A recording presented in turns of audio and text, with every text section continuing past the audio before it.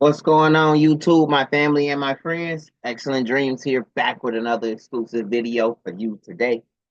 Check out that shirt. Ah, I like how this one came out. Most people would have probably used clear stones through the whole thing. But as you can see, I got that vinyl on there, so you can still see his hair. Hair still pops out. Got the reflecting on there for the his tattoo on his forehead and for his eyes. Got the clear stones and the savage. Oh, hey. Hey, got something to show you. Let me see. Let me see. You ready? Okay. Oh man. Yes. Yes.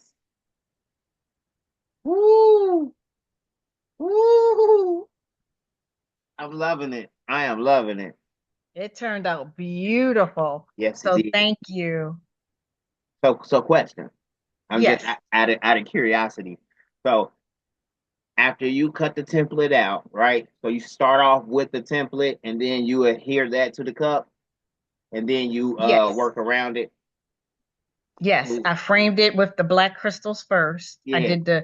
And my God, it took me forever because I had to do the outline first and then I had to use the tiniest stones that I had, size two. Right. Okay. Yeah.